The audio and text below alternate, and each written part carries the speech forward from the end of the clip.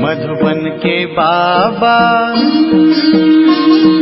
मधुबन के बाबा मुरली वाले, आपका क्या कहना, आपका क्या कहना। ओम शांति। आज 30 सितंबर 2021 के साकार मधुर महावाक्य हैं। आज मीठे मीठे बाप दादा बोले, मीठे बच्चे, अभी यह रावण राज्य, पुरानी दुनिया खत्म हो, नई दुनिया आ रही है। इसलिए श्रीमत पर चल पवित्र बनो तो श्रेष्ठ देवी देवता बनेंगे। मीठे बाबा बोले, मीठे बच्चे, अभी यह रावण राज्य, पुरानी दुनिया खत्म हो, नई दुनिया आ रही है। इसलिए श्रीमत पर चल पवित्र बनो तो श्रेष्ठ देवी देवता बनेंगे। आज बाबा ने हमसे प्रश्न पूछा है कि बाप अपने बच्चों को सत्यनारायण की कथा सुनाते हैं, उस कथा का रहस्य क्या है। और उत्तर में बाबा ने कहा कि उसका रहस्य है कि बादशाही लेना और गवाना। अल्फ को अल्लाह मिला तो गदाई छोड़ दी। जो विश्व के मालिक थे वही 84 जन्म ले रजाई गवा देते हैं, फिर बाप उन्हें राजाई देते हैं।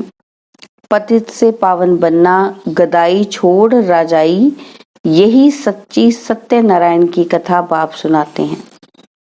और मुरली का गीत है, आखिर वह दिन आया आज। ओम शांति। ओम शांति का अर्थ तो रूहानी बाप ने समझाया है। क्या समझाया है? ओम माना अहम आत्मा हूँ और मेरा शरीर है। आत्मा तो देखने में नहीं आती है, यह समझ में आता है कि मैं आत्मा हूँ, यह मेरा शरीर है। आत्मा में ही मन बुद्धि है और शरीर में बुद्धि नहीं है। आत्मा में ही संस्कार अच्छे व बुरे रहते हैं। मुख्य है आत्मा। उस आत्मा को कोई देख नहीं सकते हैं।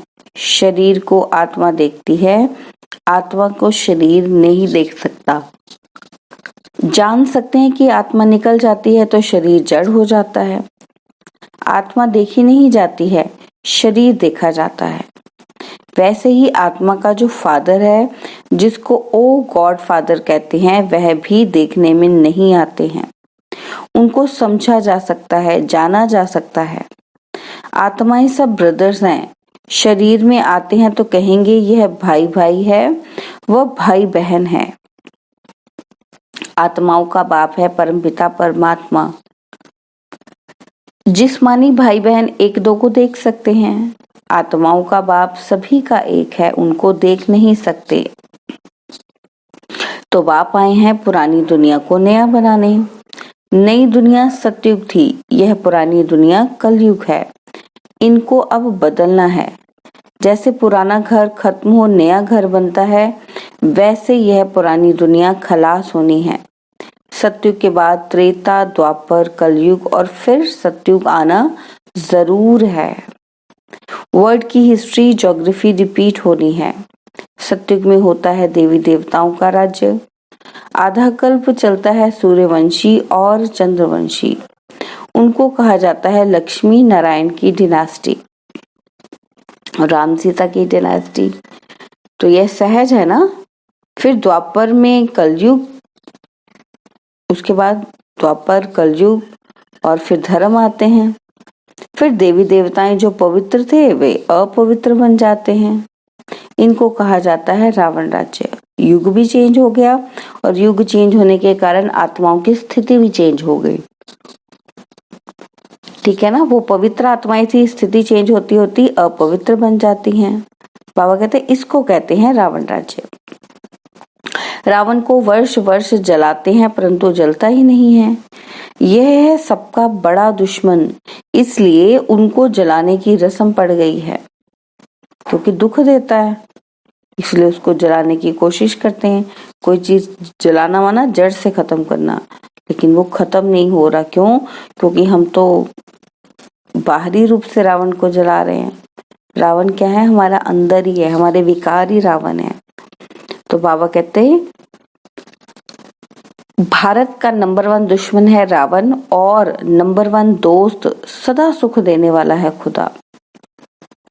खुदा को दोस्त कहते हैं ना। इस पर एक कहानी भी है। तो खुदा है दोस्त और रावण है दुश्मन। खुदा दोस्त को कभी जलाएंगे नहीं, रावण दुश्मन है, इसलिए 10 शीश वाला रावण बनाकर उनको वर्ष वर्ष जलाते हैं। गांधी जी भी कहते थे कि हमें राम राज्य चाहिए। राम राज्य में है सुख और रावण राज्य में है दुख। अब ये बैठकर कौन समझाते हैं? कौन समझाता है ये सब बातें हमें? पतित पावन बाप शिव बाबा ब्रह्मा दादा। बाबा हमेशा सही कहते हैं, बाप दादा। प्रजापिता ब्रह्मा भी तो सबका होगा, जिसको एडम कहा जाता है। उनको ग्रेट ग्रेट ग्रैंडफादर कहा जाता है। मनुष्य सृष्टि में प्रजापिता हुआ। प्रजापिता ब्रह्मा द्वारा ब्राह्मण, फिर ब्राह्मण से देवी देवता बनते हैं। देवता क्षत्रिय वैश्य शूद्र बन जाते हैं। इनको कहा जाता है प्रजापिता ब्रह्मा मनुष्य सृष्टि का बड़ा। प्रजापिता ब्रह्मा के कितने ढेर बच्चे हैं। बाबा बाबा कहते रहते हैं। ये है साकार बाबा, शिव बाबा है निराकार बाबा। गाया भी जाता है कि प्रजापिता ब्रह्मा द्वारा नई मनुष्य सृष्टि रचते हैं। यह है पतित दुनिया रावण राज्य। अब रावण की आसुरी दुनिया खत्म हो जाएगी, उसके लिए ये महाभारत लड़ाई है। फिर सतयुग में इस रावण दुश्मन को कोई जलाएंगे ही नहीं। रावण होगा ही नहीं तो जलाएंगे क्या, है ना? रावण ने ही ये दुख की दुनिया बनाई है। ऐसे नहीं जिनके पास पैसे बहुत हैं, बड़े बड़े महल आदि हैं, वह स्वर्ग में है।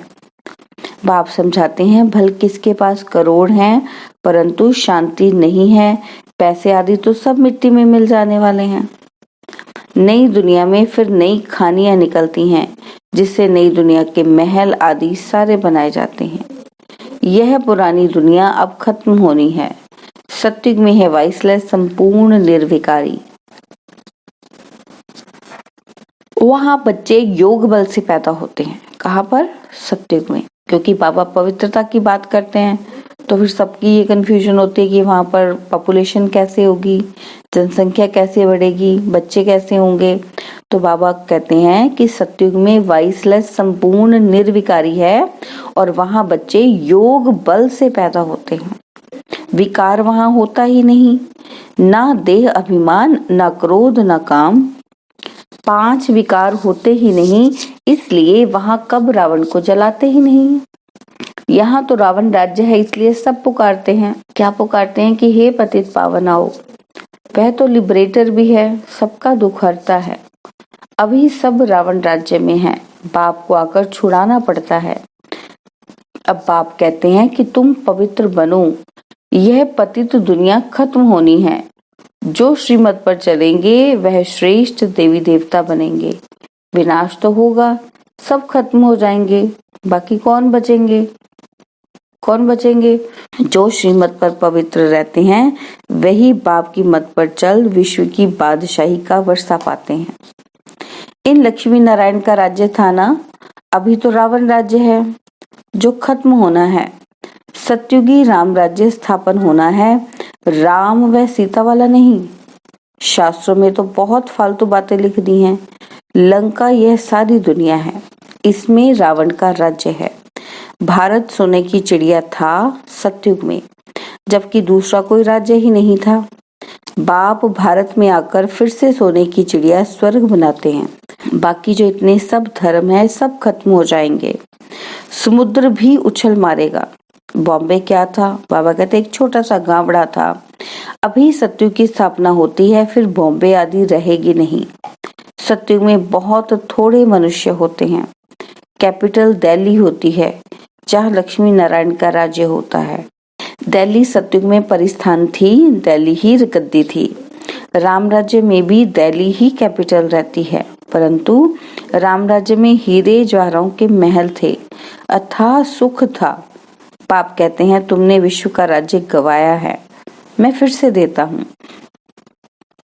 बाबा कहते तुम मेरी मत पर चलो, श्रेष्ठ बनना है तो सिर्फ मुझे ही याद करो और किसी देहधारी को याद नहीं करो।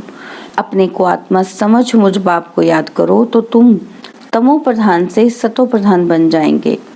तुम मेरे पास चले आएंगे, तुम मेरे गले की माला बन, फिर विष्णु के गले की माला बन जाएंगे। माला ऊपर में हूँ मैं। बाबा कहते फिर युगल है ब्रह्मा सरस्वती, वही सत्यु के महाराजा महारानी बनते हैं। उन्हों की फिर सारी माला है जो नंबरवार गद्दी पर बैठते हैं। बाबा कहते मैं भारत को इन ब्रह्मा सरस्वती और ब्राह्मणों द्वारा स्वर्ग बनाता हूँ। जो मेहनत करते हैं उन्हों के फिर यादगार बनते हैं। आत्माओं का रहने का स्थान है परम धाम, जिसको ब्रह्मांड भी कहते हैं। हम सब आत्माएं वहाँ स्वीट होम में रहने वाली हैं बाप के साथ। वह है शांति धाम। मनुष्य चाहते हैं हम मुक्ति धाम में जाएं, परंतु वापस कोई जा नहीं सकते। सबको पाठ में आना ही है।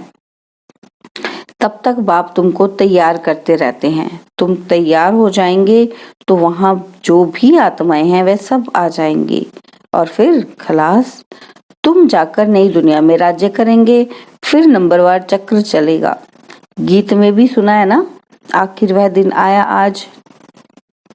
ठीक है, तो बाबा कहते भक्ति मार्ग में धक्के खाते रहते थे। अब बाप है ज्ञान सूर्य। ज्ञान सूर्य प्रगटा तो अभी तुम्हारी बुद्धि में सृष्टि के आदि मध्य अंत का ज्ञान है। बाबा कहते जानते हो, जो भारतवासी नरकवासी हैं वे फिर स्वर्गवासी बनेंगे। बाकी इतनी सब आत्माएं शांति धाम में चली जाएंगी। समझाना बहुत थोड़ा है। अल्फ बाबा बे बादशाही। अल्फ द्वारा बादशाही मिल जाती है, गदाई खत्म हो जाती है। उसकी कहानी बाप बैठ समझाते हैं। ये है सच्ची सत्यनारायण की कथा। बाकी दिन सब हैं दंत कथाएं। बाबा ही नर से नारायण बनने के लिए ज्ञान सुनाते हैं। हिस्ट्री ज्योग्राफी है ना। लक्ष्मी नारायण का राज्य कब शुरू हुआ, कब तक चला, तो ये कथा भी हुई ना। जो विश्व पर राज्य करते थे वह 84 जन्म लेकर बिल्कुल ही तमो प्रधान बन गए हैं। और अभी बाप कहते हैं कि मैं वही राज्य फिर से स्थापन करता हूँ। तुम कैसे पतित से पावन, पावन से पतित बनते हो, यही सारी हिस्ट्री ज्योग्राफी समझाते हैं। साइकिल है ना, तो बाबा कहते ये चक्र है, इसलिए पहले पतित से पावन बनेंगे और पावन से फिर से धीरे धीरे पतित बनते हो, तो पतित से फिर पावन बनते हो। ये साइकिल चलता रहता है। तो बाबा कहते मैं यही तो सारी हिस्ट्री ज्योग्राफी समझाता हूँ। पहले पहले सूर्यवंशियों का राज्य, फिर चंद्रवंशियों का, उनके बाद दूसरे भी बौद्धि, इस्लामी, फिर क्रिश्चियन आए। फिर वह देवी देवता धर्म जो था सो गुम हो गया। फिर वर्ल्ड की हिस्ट्री ज्योग्राफी रिपीट होगी। शास्त्रों में ब्रह्मा की आयु 100 वर्ष दिखाई हुई है। यह जो ब्रह्मा है जिसमें बाप बैठ वर्षा देते हैं, इनका भी शरीर छूट जाएगा। आत्माओं को बैठ जो आत्माओं का बाप है वह सुनाते हैं। वही पतित पावन है। मनुष्य मनुष्य को पावन बना नहीं सकेंगे। जो खुद ही मुक्त नहीं हो सकते वे औरों को फिर कैसे करेंगे। वह तो सब भक्ति सिखलाने वाले अनेक गुरु हैं। कोई कहेंगे फलाने की भक्ति करो, कोई कहेंगे शास्त्र सुनो। अनेक का अनेक मत मतांतर हैं, इसलिए सब और ही बेसमझ बन गए हैं। अब बाप आकर समझदार बनाते हैं। यह लक्ष्मी नारायण समझदार विश्व के मालिक थे ना, अब कितने कंगाल बन गए हैं। फिर शिव बाबा आकर नरकवासी से स्वर्गवासी बनाते हैं। बाप कितना अच्छी तरह से समझाते हैं कि यहाँ तकदीर जग जाए। बाप आते ही हैं मनुष्य मात्र की तकदीर जगाने। सब पतित दुखी है ना, सब त्राही त्राही कर विनाश हो जाएंगे। इसलिए बाबा कहते हैं त्राही त्राही के पहले बेहद के बाप से कुछ वर्षा ले लो। यह जो कुछ दुनिया में देखती हो वह सब खत्म हो जाना है। Fall of Bharat, rise of Bharat, यह भारत का ही खेल है। राइज होगा सतयुग में, अब कलयुग में फॉल होना है। यह सब रावण राज्य का पॉम्प है। अब विनाश होना है। Fall of word, rise of word. सतयुग में कौन कौन राज्य करते हैं यह बाप बैठ समझाते हैं। राइज ऑफ भारत देवताओं का राज्य, फॉल ऑफ भारत रावण का राज्य। बाबा कहते हैं अभी नई दुनिया बन रही है, पुरानी दुनिया खत्म हो जाएगी। इसके पहले तुम पढ़ रहे हो बाप से वर्षा लेने, कितना सहज है। यह है मनुष्य से देवता बनने की पढ़ाई।